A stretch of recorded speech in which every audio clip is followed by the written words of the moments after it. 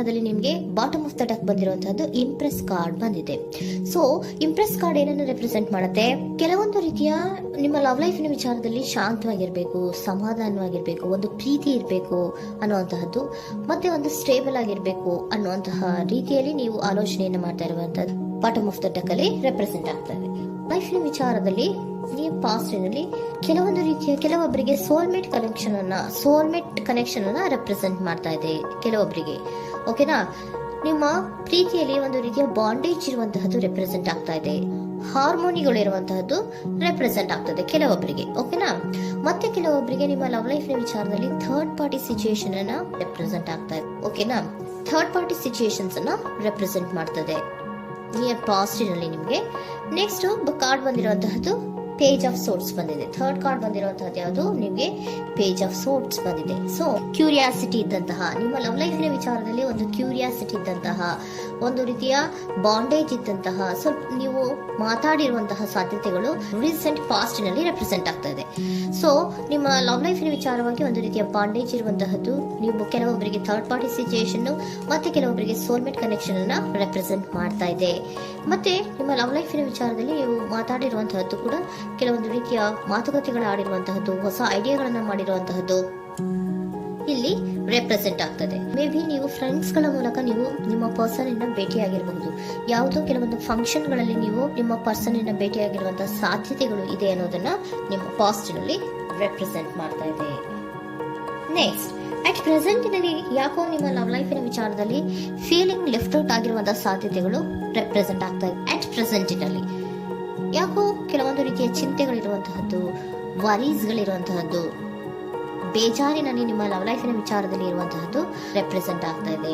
ಯಾಕೆ ಅಂದ್ರೆ ನಿಮ್ಮ ಲವ್ ಲೈಫಿನ ವಿಚಾರವಾಗಿ ಕೆಲವೊಂದು ರೀತಿಯ ಬದಲಾವಣೆಗಳಾಗ್ತಾ ಇರುವಂತಹದ್ದು ರೆಪ್ರೆಸೆಂಟ್ ಆಗ್ತಾ ಇದೆ. ಯಾಕೋ ಕೆಲವೊಂದು ಚೇಂಜಸ್ಗಳಾಗ್ತಾ ಇರೋದ್ರಿಂದ ನೀವು ಬೇಜಾರಿನಲ್ಲಿ ಇರುವಂತಹದ್ದು. ನಿಮ್ಮ ಲವ್ ಲೈಫಿನ ವಿಚಾರವಾಗಿ ಯಾಕೋ ಪರಿಸ್ಥಿತಿಗಳು ಅಷ್ಟು ಚೆನ್ನಾಗಿಲ್ಲದೆ ಇರುವಂತಹದ್ದು ರೆಪ್ರೆಸೆಂಟ್ ಆಗ್ತಾ ಇದೆ. ಯಾಕೋ ಕೆಲವು ಬದಲಾವಣೆಗಳು, ಚೇಂಜಸ್ಗಳು ಆವಾಗಿಂದ ಆವಾಗಲೇ ಆಗ್ತಾ ಇರುವಂತಹದ್ರಿಂದ ನಿಮಗೆ ಬೇಜಾರಾಗಿರುವಂತಹದ್ದು ರೆಪ್ರೆಸೆಂಟ್ ಆಗ್ತಾ ಇರೋದು. ಮತ್ತೆ ಥರ್ಡ್ ಕಾರ್ಡ್ ಬಂದಿರುವಂತಹದ್ದು ಕ್ವೀನ್ ಆಫ್ ವ್ಯಾಂಡ್ಸ್ ಬಂದಿದೆ. ಸೊ ಕ್ವೀನ್ ಆಫ್ ವ್ಯಾಂಡ್ಸ್ ಏನಕ್ಕೆ ನಿಮಗೆ ಪದೇ ಪದೇ ಚೇಂಜಸ್ ಗಳಾಗ್ತಾ ಇದೆ? ಆ ಚೇಂಜಸ್ ಗಳಿಂದ ಯಾಕೋ ಕೆಲವೊಂದು ರೀತಿಯ ವೇರಿಯೇಷನ್ ಗಳು ಆಗ್ತಾನೆ ಇರೋದ್ರಿಂದ ನಿಮ್ಗೆ ಬೇಜಾರಾಗ್ತಾ ಇದೆ. ಸೊ ಅದಕ್ಕೋಸ್ಕರ ನೀವೇನ್ ಮಾಡ್ತೀರಾ? ಬಹಳ ಧೈರ್ಯವಾಗಿ ಕೆಲವೊಂದು ನಿರ್ಣಯಗಳನ್ನ ಮಾಡುವಂತಹ ಸಾಧ್ಯತೆಗಳು ಅಟ್ ಪ್ರೆಸೆಂಟ್ ನಲ್ಲಿ ರೆಪ್ರೆಸೆಂಟ್ ಆಗ್ತಾ ಇದೆ.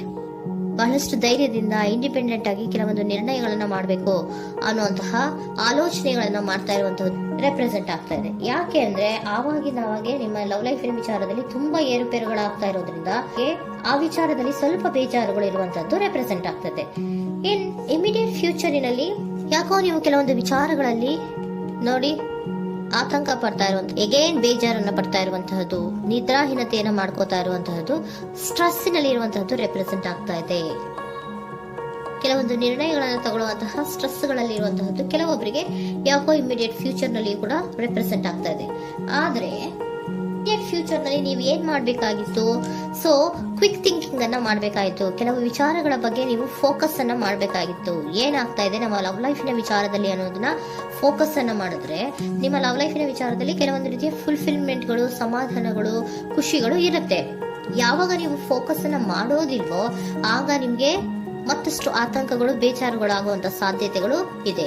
ಇದು king of swords, nine of swords ಇನ ಕ್ಲಾರಿಫಿಕೇಶನ್ ಕಾರ್ಡ್ ಅಷ್ಟೇ. ಅಂದ್ರೆ ಏನು? ನೀವು ಕೆಲವೊಂದು ವಿಚಾರಗಳಲ್ಲಿ ಫೋಕಸ್ ಅನ್ನ ಮಾಡಬೇಕು. ಲವ್ ಲೈಫಿನ ವಿಚಾರಗಳಲ್ಲಿ ಫೋಕಸ್ ಅನ್ನ ಮಾಡಿ ಕೆಲವೊಂದು ರೀತಿಯ ಆಕ್ಷನ್ಸ್ ಗಳನ್ನ ತಗೊಂಡ್ರೆ ಫುಲ್ಫಿಲ್ಮೆಂಟ್ ಗಳಾಗುವಂತಹ, ಸಮಾಧಾನಗಳಾಗುವಂತಹ, ಖುಷಿಗಳಾಗುವಂತಹ ಸಾಧ್ಯತೆಗಳು ಇದೆ. ಕರೆಕ್ಟ್ ಆಗಿ ಮಾತಾಡಬೇಕು. ಏನ್ ಮಾತಾಡಬೇಕು ನಿಮ್ಮ ಲವ್ ಲೈಫಿನ ವಿಚಾರವಾಗಿ ಕರೆಕ್ಟ್ ಆಗಿ ಮಾತಾಡಿ ಕೆಲವೊಂದು ರೀತಿಯ ಕ್ಲಿಯರ್ ಥಿಂಕಿಂಗ್ ಅನ್ನ ಮಾಡಿ ಕ್ವಿಕ್ ಆಕ್ಷನ್ಸ್ ಅನ್ನ ತಗೊಳ್ಳುವಂತಹದ್ದು ರೆಪ್ರೆಸೆಂಟ್ ಆಗ್ತಾ ಇದೆ. ಓಕೆನಾ?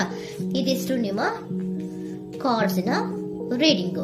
ನೆಕ್ಸ್ಟ್, ಏಂಜಲ್ ಗೈಡೆನ್ಸ್ ನಿಮ್ಗೆ ಏನ್ ಹೇಳ್ತಾ ಇದ್ದಾರೆ ಅನ್ನೋದನ್ನ ನೋಡೋಣ. ನಿಮ್ಮ ಲವ್ ಲೈಫಿನ ವಿಚಾರವಾಗಿ ಏಂಜಲ್ ಗೈಡೆನ್ಸ್ ಏನ್ ಕೊಡ್ತಾ ಇದ್ದಾರೆ? ವೇಟ್ ಅಂತ ಹೇಳ್ತಾ ಇದ್ದಾರೆ. ಸ್ವಲ್ಪ ತಾಳ್ಮೆಯಿಂದ ಇರೋ. ಅವಸರದಲ್ಲಿ ಯಾವ ನಿರ್ಧಾರವನ್ನ ಕೂಡ ಮಾಡಬೇಡ ಅನ್ನೋದನ್ನ ಏಂಜಲ್ ಗೈಡೆನ್ಸ್ ಕೊಡ್ತಾ ಇದ್ದಾರೆ. It's up to you. ಇದು ಎಲ್ಲ ನಿನಗೆ ಬಿಟ್ಟಿರುವಂತಹದ್ದು. ಬೇಗ ಬೇಗ ಕೆಲವೊಂದು ನಿರ್ಧಾರಗಳನ್ನ ಕ್ವಿಕ್ ಥಿಂಕಿಂಗ್ ಅನ್ನ ಮಾಡಿದ್ರು ಕರೆಕ್ಟ್ ಆಗಿ ಕ್ಲಿಯರ್ ಥಿಂಕಿಂಗ್ ಅನ್ನ ಮಾಡಬೇಕು. ಸೊ ಕ್ಲಿಯರ್ ಥಿಂಕಿಂಗ್ ಅನ್ನ ಮಾಡೋದಕ್ಕೆ ಲವ್ ಲೈಫ್ ನ ವಿಚಾರವಾಗಿ ಸ್ವಲ್ಪ ಟೈಮ್ ಬೇಕಾಗುತ್ತೆ. ಅದಕ್ಕೋಸ್ಕರನೇ ಏಂಜಲ್ ಗೈಡೆನ್ಸ್ ನಿಮ್ಗೆ ಏನ್ ಕೊಡ್ತಾ ಇದಾರೆ, ಸ್ವಲ್ಪ ವೇಟ್ ಮಾಡಿ. ಇಟ್ಸ್ ಅಪ್ ಟು ಯು, ಇದು ನಿಮ್ಗೆ ಬಿಟ್ಟಿರುವಂತಹದ್ದು.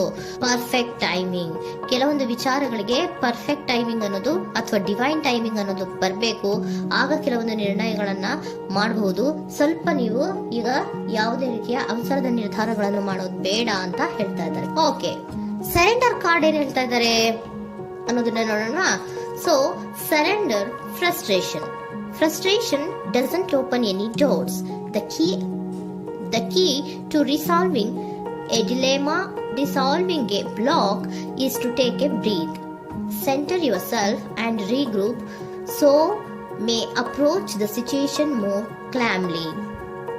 ಫ್ರಸ್ಟ್ರೇಷನ್, ಹತಾಶೆ ಅನ್ನೋದು ಮಾಡ್ಕೋಬೇಡಿ. ಹತಾಶೆ ಮಾಡ್ಕೊಳ್ಳೋದ್ರಿಂದ ನಿಮ್ಗೆ ಯಾವುದೇ ರೀತಿಯ ಹೊಸ ಐಡಿಯಾಗಳು ಬರಲ್ಲ, ಹೊಸ ಥಿಂಕಿಂಗ್ಗಳು ಬರಲ್ಲ, ಕ್ಲಿಯರ್ ಥಿಂಕಿಂಗ್ ಅನ್ನ ಮಾಡಕ್ಕೆ ಸಾಧ್ಯ ಆಗಲ್ಲ. ಸೊ ಅದಕ್ಕೆ ನೀವೇನ್ ಮಾಡ್ಬೇಕು, ಫ್ರಸ್ಟ್ರೇಷನ್ ಅನ್ನ ಬಿಟ್ಬಿಟ್ರೆ ನೀವು ಸಮಾಧಾನವಾಗಿ ಯೋಚನೆ ಮಾಡಿ ಕೆಲವೊಂದು ನಿರ್ಧಾರಗಳನ್ನ ಮಾಡಿ ಅನ್ನೋದನ್ನ ಸರೆಂಡರ್ ಕಾರ್ಡ್ ಕೂಡ ನಿಮ್ಗೆ ಹೇಳ್ತಾ ಇದ್ದಾರೆ. ಸೊ ನಿಮ್ಮ ಲವ್ ಲೈಫಿನ ವಿಚಾರದಲ್ಲಿ ಈಗ ಸ್ವಲ್ಪ ನಿಮ್ಗೆ ಬೇಜಾರುಗಳಿರುವಂತಹದ್ದು, ಕೆಲವೊಂದು ಬದಲಾವಣೆಗಳು, ವೇರಿಯೇಷನ್ಗಳು ಆಗ್ತಾ ಇರುವಂತದ್ದು ರೆಪ್ರೆಸೆಂಟ್ ಆಗ್ತಾ ಇದೆ. ಸೊ ನಿಮ್ಮ ಲವ್ ಲೈಫಿನ ವಿಚಾರಕ್ಕೆ ಫ್ಯೂಚರ್ನಲ್ಲಿ ಕೆಲವೊಂದು ಆಕ್ಷನ್ಸ್ ಅನ್ನ ತಗೋಬೇಕಾದ್ರೆ ಸ್ವಲ್ಪ ವೇಟ್ ಮಾಡಬೇಕು, ಕ್ಲಿಯರ್ ಆಗಿ ಥಿಂಕ್ ಮಾಡಬೇಕು, ಅದರಲ್ಲೇ ಆಕ್ಷನ್ಸ್ ಅನ್ನ ತಗೋಬೇಕು ಅನ್ನೋದನ್ನ ಹೇಳ್ತಾ ಇದ್ದಾರೆ. ಓಕೆನಾ? ಆಗ ಮಾತ್ರ ನಿಮ್ಗೆ ನಿಮ್ಮ ಎನರ್ಜಿಯಲ್ಲಿ ಏನ್ ಶಾಂತತೆ ಬರಬೇಕು ಅಂತ ಹೇಳ್ತೀರಲ್ಲ, ಆ ಶಾಂತತೆ ಏನ್ ಬರಬೇಕು, ಲವ್ ಲೈಫಿನ ವಿಚಾರವಾಗಿ ಶಾಂತತೆ ಯಾವಾಗ ಬರುತ್ತೆ ಅಂದ್ರೆ ನೀವು ಕ್ಲಿಯರ್ ಥಿಂಕಿಂಗ್ ಅನ್ನ ಮಾಡಿದಾಗ ಮಾತ್ರ ಬರುವಂತಹದ್ದು ಅನ್ನೋದು ಕಾರ್ಡ್ಸ್ ಗಳಲ್ಲಿ ರೆಪ್ರೆಸೆಂಟ್ ಆಗ್ತದೆ.